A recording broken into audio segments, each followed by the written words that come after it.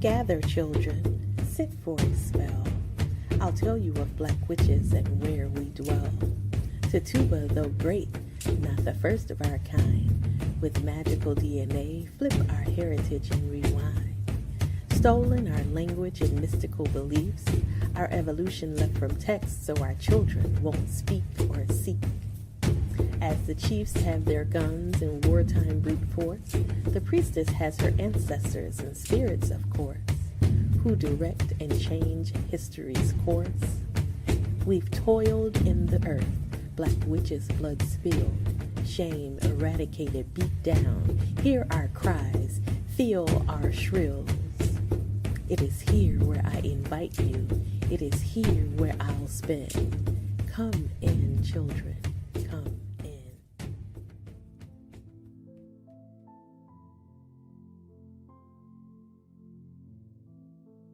Welcome, welcome, welcome. Hello, everyone, to the latest edition of the Black Witch University podcast. We're happy you could join us here today. I'm Lorena Elizabeth. I'm Tony Milburn. And I'm Sadio Arnett. And we are greeting you with open arms and open hearts. For those of you that are new, I'll tell you a little bit about the history of how we came to be. Some of you may be familiar with the Black Witch Chronicles, which started out as a Facebook group and has grown to over 20,000 followers.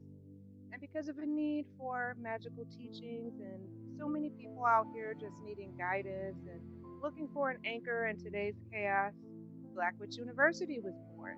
And here we are today, bringing our knowledge and wisdom to all of you. Exactly. That's exactly what it is we're doing every single chance we get. And it's because of your questions and your thirst of knowledge that we step forward. We don't know it all. We don't try to know it all, but we do bring our best to the table every single time we step forward.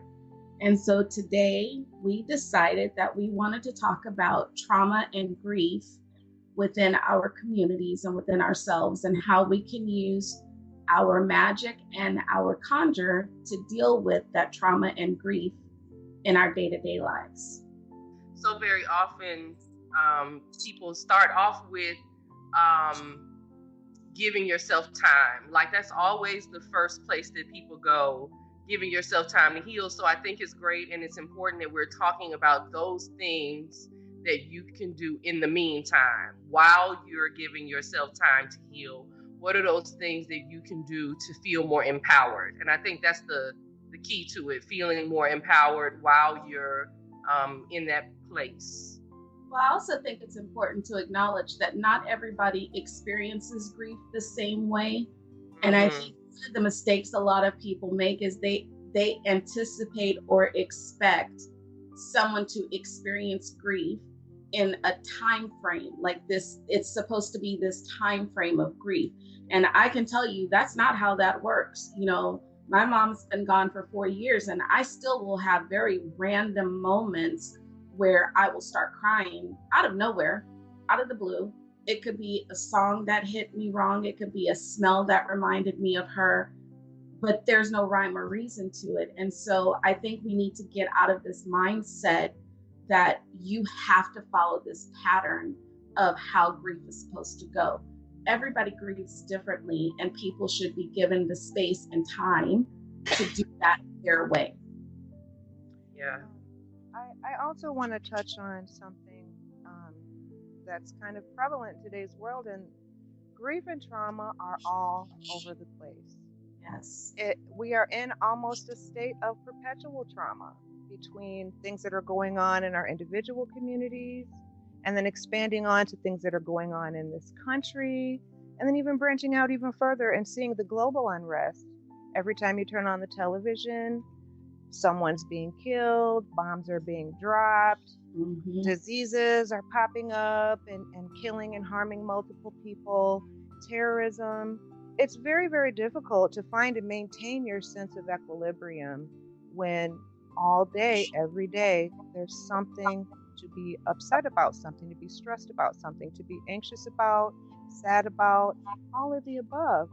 So our hope today is to provide help, tips, information on how to ameliorate some of these things, how to protect yourself and your emotions from becoming overburdened, because there just is so much. And this is where something like counting your blessings could really come into play. With Exactly. so much going wrong, sometimes we just take the things that are going right for granted. And we need to do more than that for our own sanity. We need to keep our loved ones close. We need to try to avoid tapping into that stream of unrest and bringing it into our homes. So, what we hope to do is give you guys just a rest, and how to make your home a peaceful place, how to step back from the chaos to rest and to provide self care. I'm glad that you mentioned about just tapping in. I think one of the biggest things that is a constant and sometimes unexpected bombardment of information is social media. Like, you could be in a great place, feeling really good, and you're scrolling along and you see great things, and then you stumble across something that is triggering for you because of your own past experiences, or just something happening on the other side of the world, like you said, that you wouldn't even have known about. But now you are affected emotionally. And so that's one of my first things when you know that you are struggling with some trauma and grief. Limiting or completely avoiding social media altogether, I think, is one of the first things that we can do because of that unexpected triggering that happens in that space. Well, that means that you need to be strong enough to take control of your social media pages. And I think I see a lot of people who feel like they have to have someone on their page, or they feel uncomfortable removing someone off of their page. That's your page, and it needs to be set up in a way that makes you comfortable. So if you know that there is a person on your page that causes you an issue every time because they are just a negative Nancy, take them off, block them, remove them, unfollow them, whatever it is that you need to do so that they're not appearing, because that trigger is a constant thing every single day. You have to take control to remove whatever triggers your grief and trauma every chance you can, because some things we can't control. You know, we can't control the physical actions of other people, but you can control your immediate space. You know, You can that's control your reaction. right. Exactly. So if you're in control of your cell phone or your laptop or your iPad, that's your social media. That is your page. That is your space. Clean it out. If you need to go through your friends list and start weeding folks out, you know what? Do it. Just do it. Technology burnout is real, y'all. Yes. Sometimes you need to take a break. I And it Right. might seem hard. It might make you feel disconnected, but you need to disconnect from that and reconnect to yourself, to the earth, to your home and your family. You have to give yourself time to recharge. I think it would be a great idea if everybody would take one day a week, whatever day that is for you. Turn off the cell phone, turn off the TV, turn off the laptops, get outside, do something that has nothing to do with technology. Just unplug for one day, because that allows you to reconnect yourself to your own spirit, your own connection to earth, your own connection to your higher self. When we're constantly tapped into these electrical components, we never have a chance to reset our own spiritual selves. You know, so one of the problems with dealing with trauma and grief is that we never disconnect from it. We never disconnect from an ongoing source of it. And that includes the family members that are on your social media, because some of that re-triggering is coming from those past family experiences, those lineage issues that need to be healed within the family. And you're constantly, being reminded of that. And also, you don't feel free enough to express yourself in whatever ways. You don't feel free enough to express the trauma that you may want to share with other people because you have these family members there.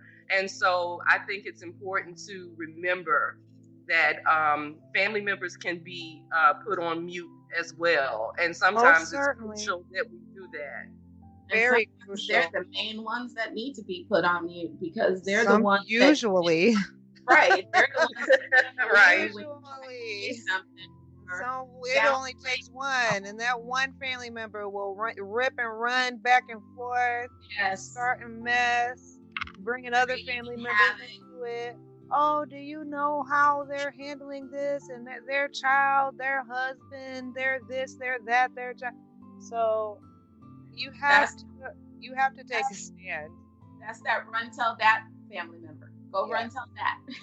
Yeah. And we all have at least one. A minimum. But we know we got at least 10 in there. Everybody got at least 10.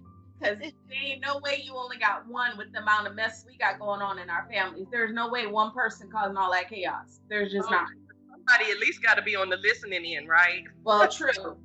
There's a phone tree for that. They got a phone tree.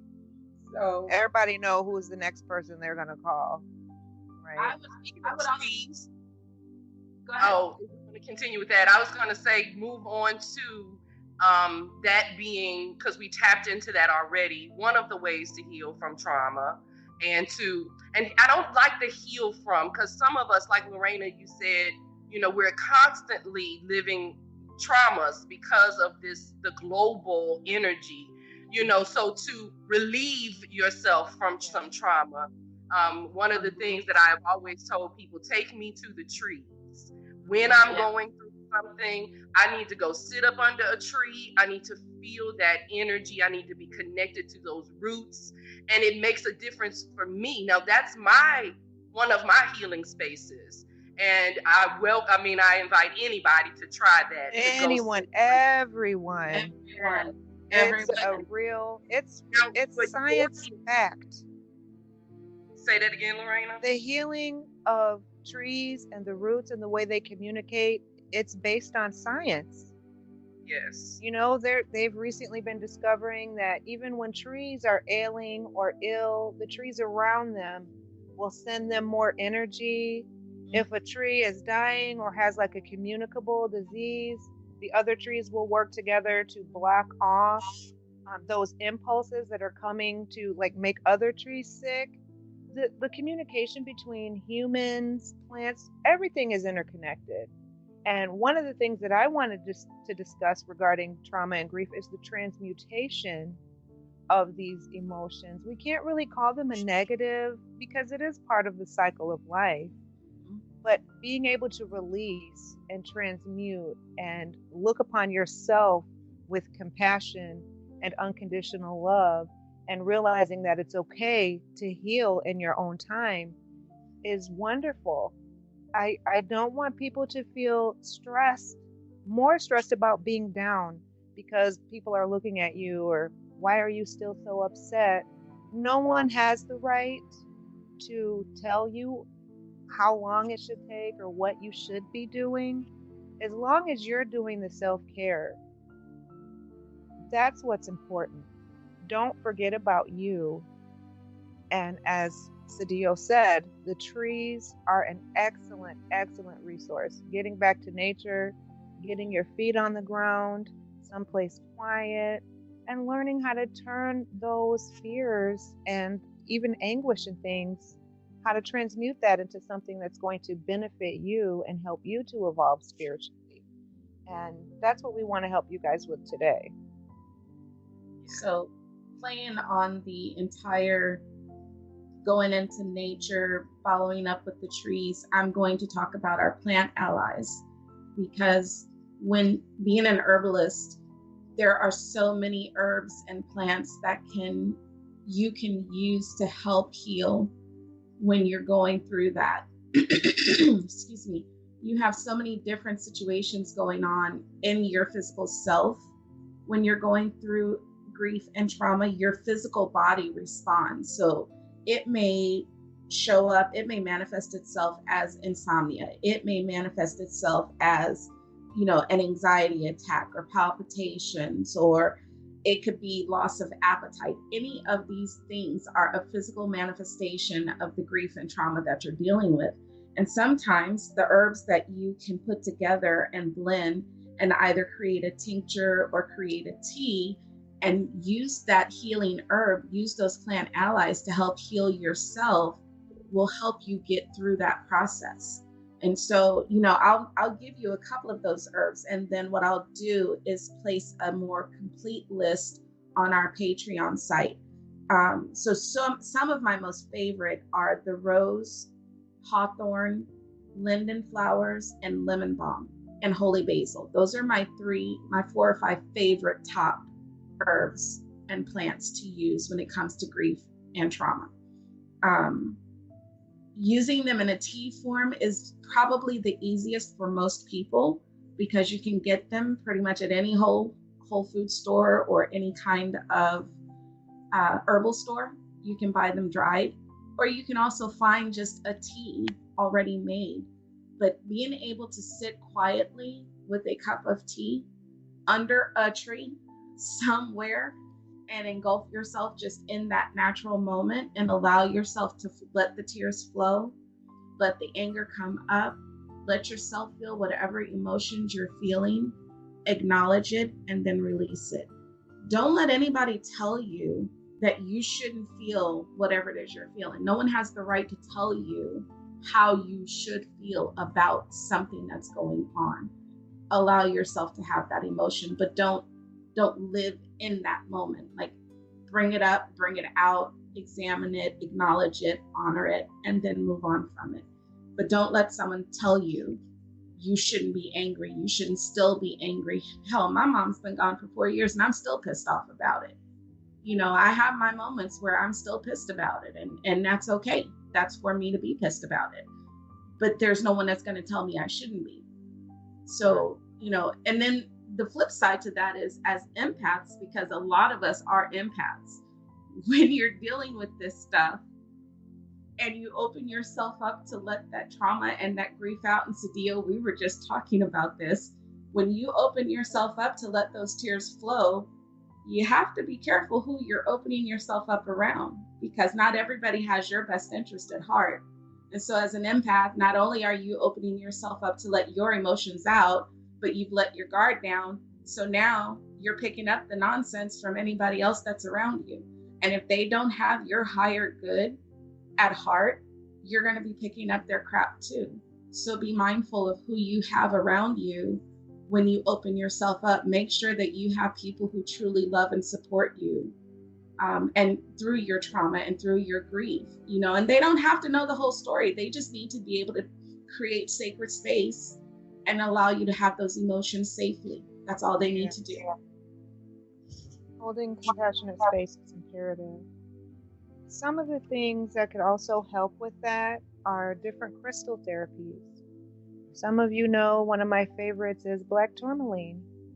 And in my opinion, black tourmaline is bar none the best at repelling negative energy. It can be negative spiritual or emotional energy.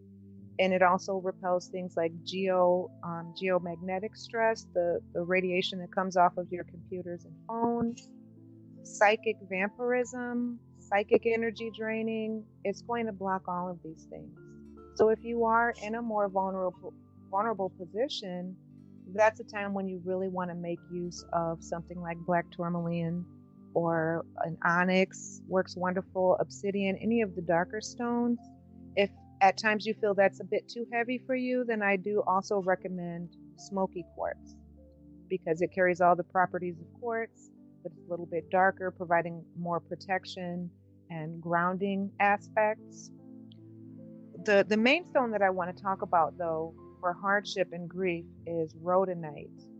It is a wonderful, wonderful pink and black stone, and it is bar none one of the best stones that you can get for like emotional repairs. And when you're going through pain, stress, trauma, it's very gentle, but it's so powerful in reorganizing that heart chakra and letting the good things in and filtering out the bad. It helps with PTSD. That's something that I struggle with, and it's a hard journey. And I do rely a lot on my crystal therapy to get me through the harder times. Um, if you, I encourage you guys to look it up and to pick some up. It can be used to make elixirs. You can use it in a crystal grid. I would recommend putting it in the center and perhaps surrounding it with 4 pieces of quartz to direct that loving energy all around you and in your space. If you can wear it, that's also good. Any kind of grief or trauma that you're going through, whether it's a death, whether you're just prone to depression or anxiety, any type of stressful emotion, especially ones that are cycling through. And you'll notice that sometimes things will happen to you where you'll feel a certain way, always at a certain time of the year or always at a certain time of the month. So recognize these cycles and use these stones to help you recognize these cycles and also work through them so that we can put an end to that cycle as well.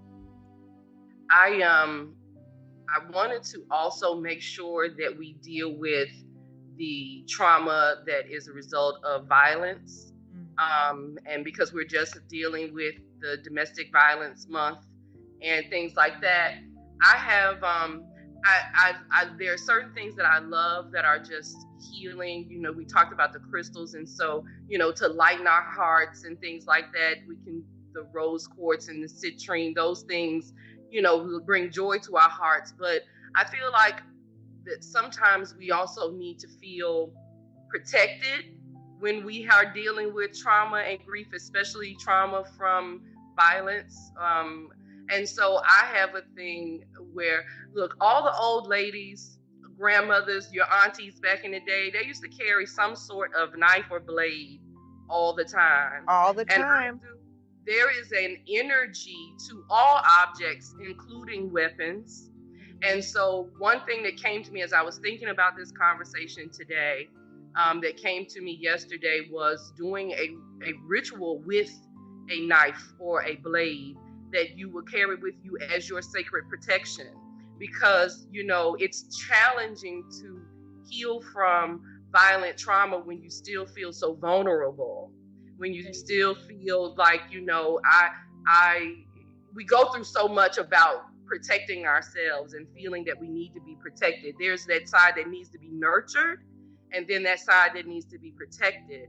And so if we find a blade, wait for that one that speaks to you, or like my mama used to do, get a steak knife out the kitchen, right, and let that be the one that you carry with you. But that you pray over that you anoint that with different oils. That one that I would recommend, or two that I would recommend, would be cinnamon and clove, because they have the sweetness and the fire that you want to have in a sacred weapon. And so you can anoint that with the oils or cover it with some of the ground herb, and then wrap that in a red fabric, a red cloth, and tie it with a white string. And this is what you would carry it around with you. That red, of course, for that protection, for that fiery energy that you need. But then that white string that you tie it with is that reminder of you not to give in, because an aspect of that is not always feeling defeated with trauma, but also that need of that we will take that anger on and not deal with it in the healthiest way. And so that white string reminds us to be tempered so that we don't turn into those people that caused our own trauma. So that's the simple thing. Anoint it, pray over it, tell it what it is. You assign the tools. You assign that energy to the tool, and you tell it, you are here to protect me. You are here to make me feel safe. You are here to make sure that I am not suffering from this trauma. And whatever it is that you are drawn, whatever your ancestors tell you to say, wrap it up, put that string, carry it with you. If your violent trauma was sexual, you can keep it somewhere near your womb, just, for a few days around the house, whenever, so that you can feel protected. If it is your heart that is still broken and you still struggle with wanting and loving that person that caused you trauma, you can hold it near your heart.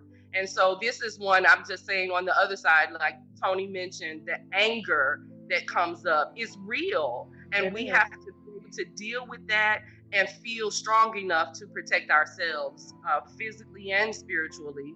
And so that blade can be both. That was perfect. Bring it.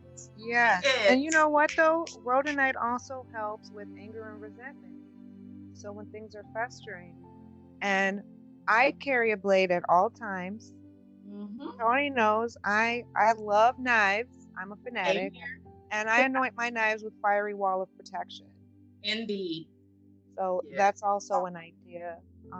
You could call in Archangel Magic if you feel like you're too attached to the trauma and you want to let go but feel unable. You could do a cord cutting ceremony with your anointed knife, calling on Archangel Michael to cut those cords that are tying you to the grief and trauma of the past. That's something that you could conduct if you really feel ready but are unable to move on. And doing that in synchronicity with the rhodonite, which helps to rid you of those resentments and residual angers, is something that could help you exponentially on this journey back. Y'all hear all this magic you being given today? Oh my goodness. I hope y'all got some notebooks and some pens out there writing all this down, because the knowledge that's flowing out there today is just insanely divine. Insanely divine. It is. It always is, though, isn't it? Of course it is. Of course it is. Well, I think that's it for our talk today on trauma and grief. We thank each and every one of you for joining us and listening in on us today. We'd like to ask you, if you'd like more information or you want to come join the Black Witch University crew, you can reach us on our Patreon account, which is patreon.com. Look for Black Witch University. You can find us at Black Witch University on Facebook, Instagram, and our website is www.blackwitchuniversity.org. Again, peace and blessings to each and every one of you. We love you all, and thank you. Thank you, you guys. It's always a pleasure. We love you. Love you. Bye.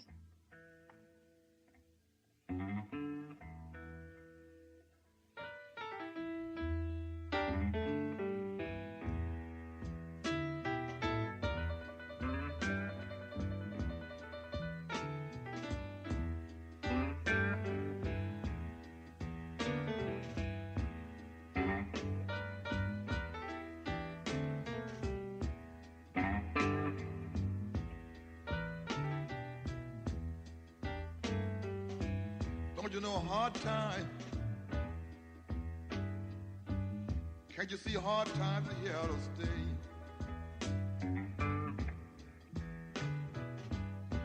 You know hard times seem like they're here to stay. Hard times. Oh boy, don't you know it's worried me?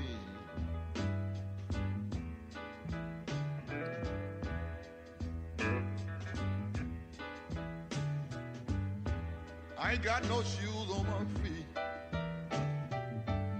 You know my clothes is very thin. I ain't got no shoes on my feet. You know my clothes I'm wearing is very thin. But don't get a job pretty soon. I don't know what I'm going to do.